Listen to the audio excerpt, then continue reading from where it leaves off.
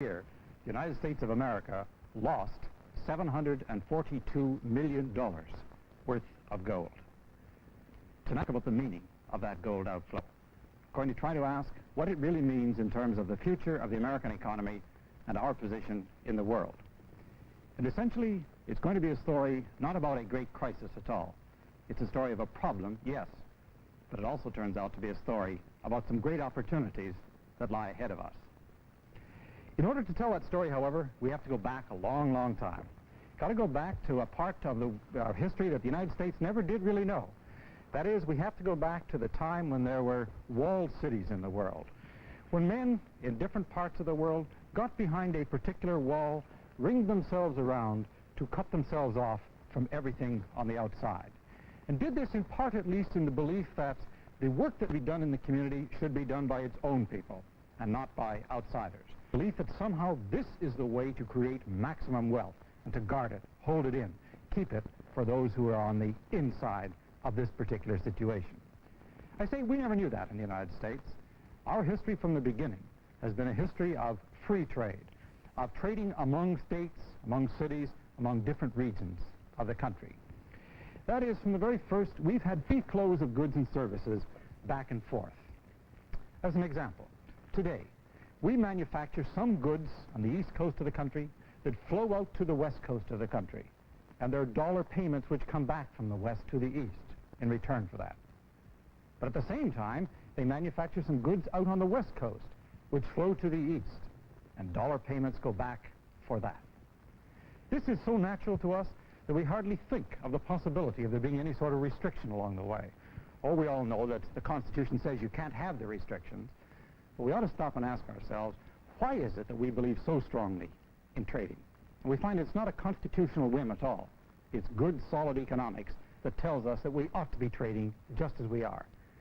And the case is essentially this, that we have different kinds of factors at work in different parts of the country which enable one group to do one thing much better than another group.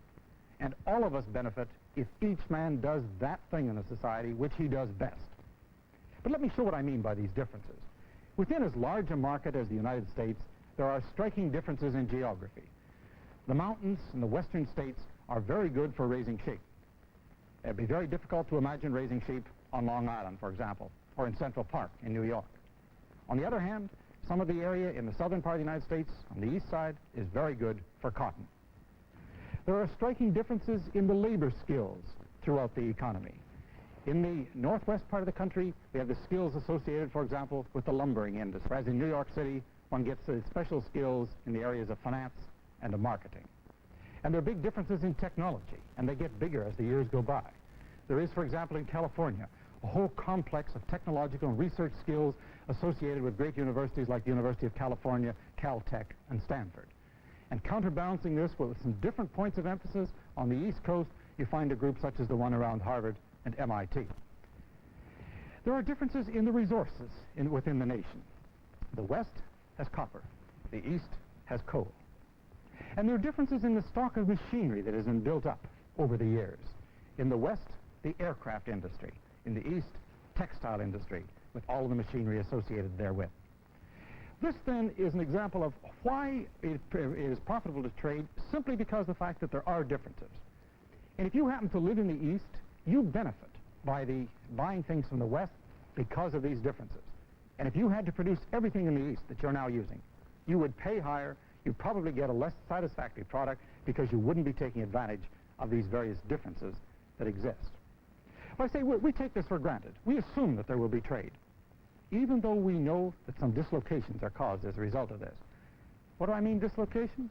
Well, I mean that it isn't possible for every man in every part of the country to go into every business that he wants to. In some areas, he will lose out because new products will be coming in from another part of the country which will be better than the ones that he has been producing for years and years. Witness, for example, the case of many of the New England textile mills. So there are some dislocations, and yet we still believe that this kind of trade is highly desirable. What about the United States and trading with other countries, however? This raises some new issues. Suppose we talk not about the West Coast and the East Coast, but about the United States, us, and all the rest of the world, which we'll call them. Can you make the same kind of a case for trading here? Essentially, Yes. That is, there are in the world differences just like the ones that are in the United States. Differences in geography, in labor, in technology, in resources, in machinery. Indeed, these differences may be even more widespread when we take the whole world into consideration. And one can say then that from the point of view of the American, from the point of view of ourselves, we could benefit from free world trade because we could take advantage of all of these advantages from other parts of the country. That is, their special skills, their special resources, and bring all of them to our doorstep. Widen the variety of choices that we have and improve our own standard of living. That sounds pretty logical. And yet, we know in practice that there have been some restrictions. We know that men have built some walls, not the whole walled city by any means, but they've put restrictions. A tariff is an example. And what happens often in the world is, as one country puts a tariff up against another, there's reaction, and another tariff wall goes up. And for a long time, men were building higher and higher walls between nations, and these walls were tariffs. Some of them have been coming down slowly, but a number of them are still very, very high indeed. Why is that? If there are these advantages, why is it that we have tended to cut ourselves off from some of sharing in these advantages of world trade? Well, there are essentially four arguments that I would like to look at. The first of these arguments is the argument of defense. The argument simply says this: we in the United States can't afford to be dependent upon anybody else for any essential kind of a good or service. If a war were to come along, we would have to have the facilities within our own country to provide that particular service. The second kind of an argument is one about wages, and it starts this way. It recognizes that the United States is generally a high-wage country in comparison with the rest of the world. And the argument goes further and said, if we permit imports to come in from other countries, imports made in low-wage countries, we're going to undermine the American standard of living. We're going to undermine the workers' wages in this country.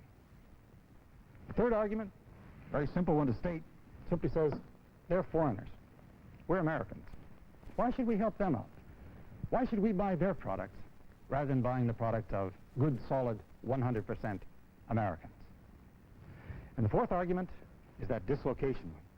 The dislocation argument says, oh yes, it might be all right to participate in world trade, but that's going to be hard on some Americans, because some things that come into this country will be better than the American equivalent, and that will be hard on the jobs and the fortunes of the individuals associated with the American industry.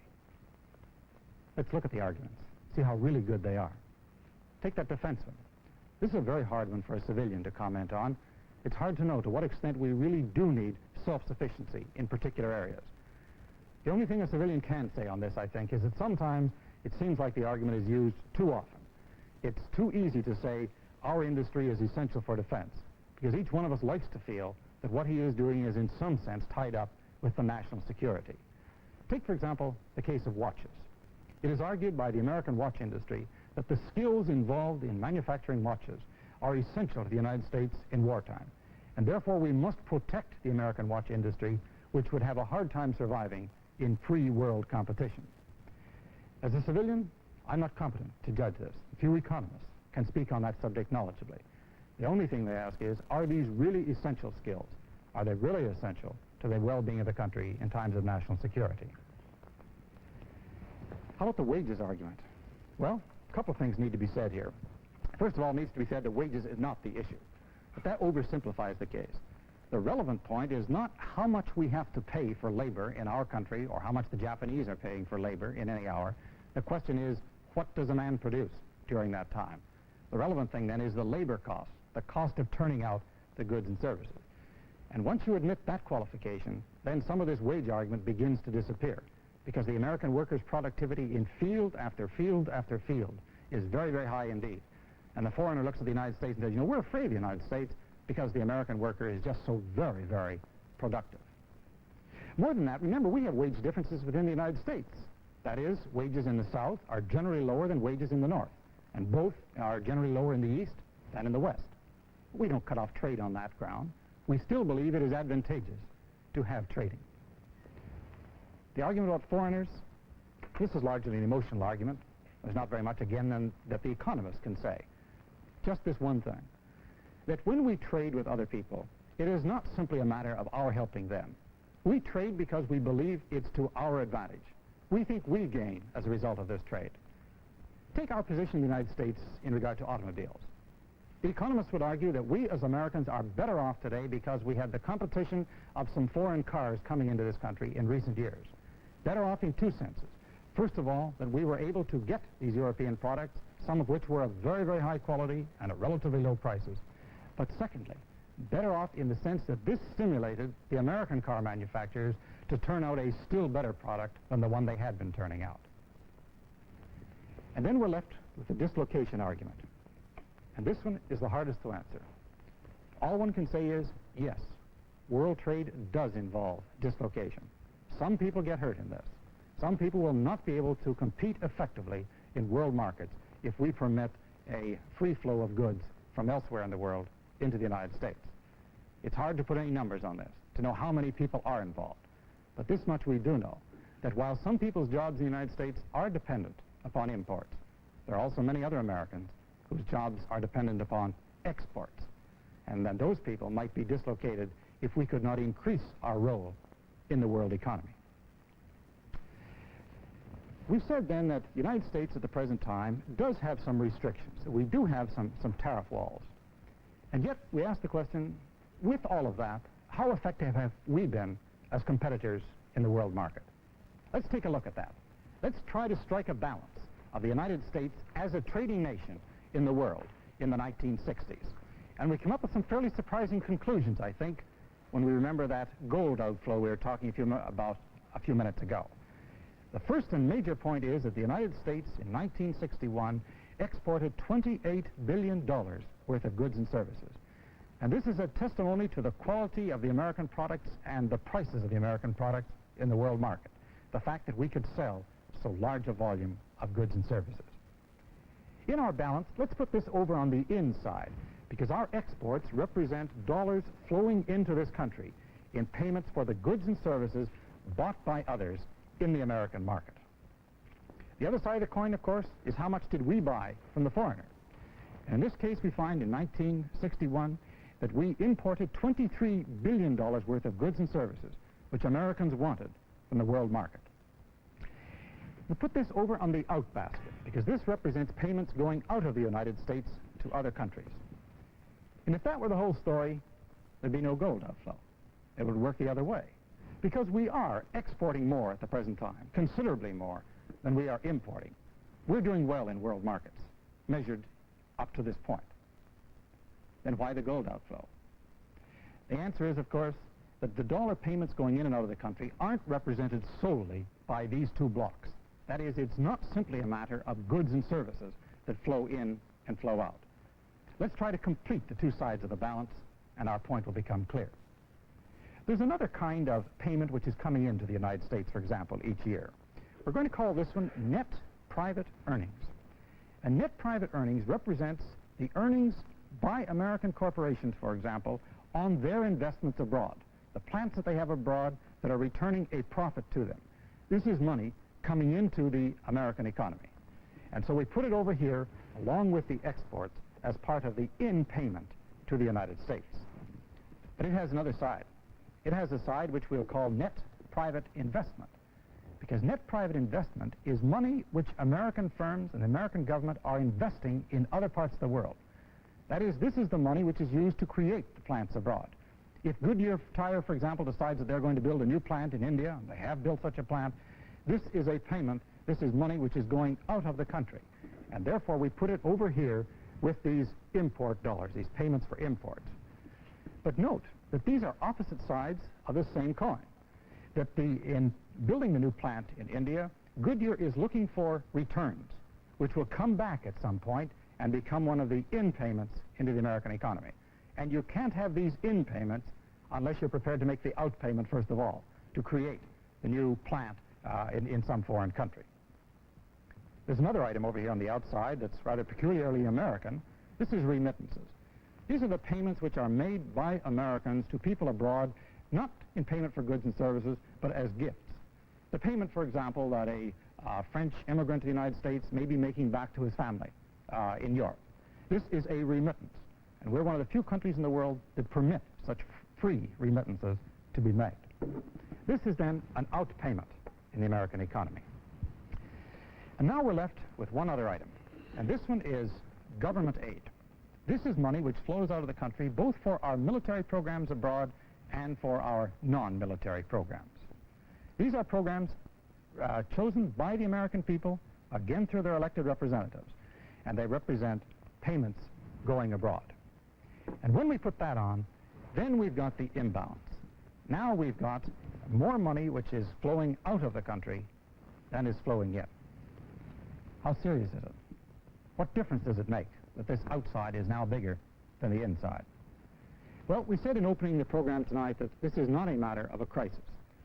The United States still owns about 40% of the free world stock of monetary gold, and we're not in any great danger of losing this over a very short period of time. On the other hand, if this were to continue indefinitely, there might be serious problems. At some point, we've got to face the question, what can we do to try to keep this thing, to get it back into balance and prevent the gold outflow?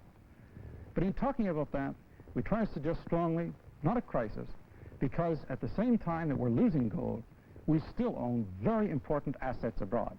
The assets owned by Americans abroad, for example, are far bigger than the gold payment that we're talking about here, or the cumulative gold outflow in this country in recent years. What can be done about it? What can we do so that the problem is not more serious in the future, so that we don't get into real trouble? Let's look at the outside, first of all, and ask if there's something we can do which will cut down on what is going out of the country at one time or another. How about these remittances? Can we cut that off? I think very few Americans would approve of that. We've taken pride in the fact that we do permit these free payments to be made by Americans to others abroad if they wish to do so. How about this net private investment? Well, maybe we do want to do something about this. Maybe we want to make it more attractive for American capital to stay in this country, to do something on the side of our tax laws, for example, which will make it more attractive to stay here, less attractive elsewhere. But if you do that, the cost you're going to pay is that you're going to get fewer of these earnings that are over here on the inside, fewer of those earnings coming in at a later date. Then there's this whole matter over here of the government aid, the military and non-military aid. That's a hard one to talk about. All we can say again is that the American Congress has decided, and they've been our representatives, they've decided that we should participate in military aid programs, that our long-run well-being, our security depended upon it. We have also said, through the same representatives, that we ought to participate in helping to build up the economies of the world elsewhere, because we thought that through this device we would get more stability in the world and a more equal sharing of the resources of the world. Then we're left with the imports. What about those? Should we cut down on them? The problem in cutting down them would be this. First of all, we'd be hurting ourselves. If we cut ourselves off from those markets, we're restricting our choices. And more than that, if we cut back on our imports, we're going to make it harder and harder and harder for people outside of the United States to buy the goods and services that we manufacture. And so a cut in the import thing doesn't seem like a very good device to most Americans at the present time. Over here on the other side, well, we've already said that these net earnings are good. We like them. We'd like to have more of them, but we can't have more of them unless we're going to have more investment abroad. The two things are tied up. You can't have that one both ways. And so we're left then with the export block. And in the conclusion of many economists who've looked at the situation in the American economy today, they say this is where we really have to look for the major balancing factor. That if we can increase our volume of exports in the world today, we can stop the gold outflow. We can combine it with some devices in these other areas, yes.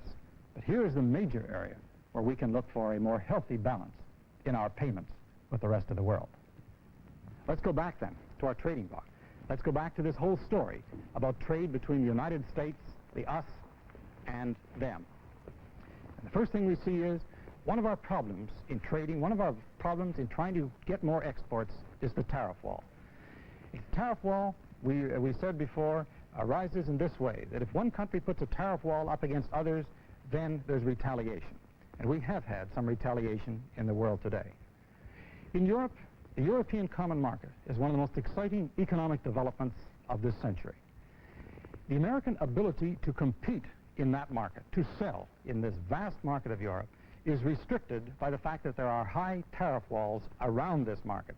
That is, high tariff walls against us and against all others who are outside of the common market.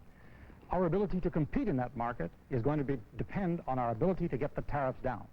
But we're not going to get tariffs down there unless we're willing to make concessions ourselves, unless we're willing to move to a freer trade world in our own transactions with other people. Because these things do work both ways. They cut on both sides. More than that, the ability of the United States to compete in world markets and to play an effective role in this trading is going to be directly related to our understanding of what we produce well in the United States and of what it is that the rest of the world wants to buy at any time. In the United States, the volume of our exports has never been very big in comparison with the total gross national product of the United States. And we haven't developed all of the skills in the export business that many other nations of the world have. If we really want to increase that export block, we've got to learn more about the world markets, learn more about what we have and more about what other people might like to buy from us. And finally, if we're really going to participate more effectively in world trade, we're going to increase our exports, we must be prepared to recognize that our prices and our wages have got to be competitive, that we have got to avoid increases in the economy, increases in prices, which will take us out of the world markets. We were talking last night about the problem of price stability. We were showing what inflation means in terms of the well-being of people inside the American economy. Tonight's point is essentially the same, that inflation in the American market is going to hurt us, and hurt us in our ability to compete in these world markets. Finally, if we're going to compete more effectively, we've got to face the question of the dislocations that are caused by world trade, because these dislocations are still with us. We haven't got rid of this point at all. The really relevant question for the American people in the years ahead then is, are we prepared to take advantage of these great opportunities that exist in the world to sell the goods and services we manufacture? Are we going to be prepared to face up to the questions that the last part of the 20th century presents to us in such a dramatic fashion? And now, here's David Chandra. Dr. Coleman has talked to us about the economics of foreign trade and commerce, the challenge of the 20th century. Let's talk politics for a moment. Walled city. Now, an historian would say that we Americans have always known a walled city of this kind, a kind of fortress America politically, ever since George Washington and entangling alliances. It took us a long time, all the way up to World War I, before we tore down the walls and got involved with the world, and have stayed with the world ever since, except briefly for the period of 1930s when we argued about Fortress America. And this, historically, is Fortress America. We are now coming out of that stage. Let's take a look now, if we may, at the United States as an economic unit, the common market that Dr. Coleman was talking about, and imagine for one moment that this is not America, but Europe. Now, Europe never had this kind of common market. They had tariff barriers which prevented Germans, for example, in the East, from having easy access to French iron ore in the West. And Frenchmen couldn't get German coking coal to make their steel. These tariff barriers, therefore, were blocks not only to goods and services, but they were bones of contention between France and Germany, which engaged in fratricidal wars, 3 wars, in the memory of living Frenchmen. They decided, therefore, that they had to tear these walls down. Now, the first motivation, of course, was economic. When they tore this down, it was obvious that France and Germany would be able to make more steel. But they gained something else. They were obliged not only to trade together, but because of trading, to understand each other better. They had a common stake in the building of their national destinies in a new international unit. And so the primary motivation here has become a political motivation, building a united Europe, a United States of Europe, in our political image as well as in our economic image. Now, as a result of that, where do we stand in relation to Europe? Now we find that we have the United States and Europe, but we still have walls. The same kind of walls that used to divide Europe in half now split the United States from Europe. And the question is, what do we gain by taking down these tariff walls? Well, when we take them down, we gain quite a lot. As Dr. Coleman told us, Europe is an expanding market, more and more prosperous. For example, the amount of automobiles in Europe today is something equivalent to ours in the 1920s. That's an exciting market for us to get to. But it's more than that. Undersecretary of State George Ball told the Senate last week that our primary aim is political. The President spoke of a declaration of interdependence. what he is hoping to do, and the challenge before us all is, can the 250 million people in Europe and in America get together to form the greatest single society the world has ever known, not only for economics, but for politics and for peace? Good night.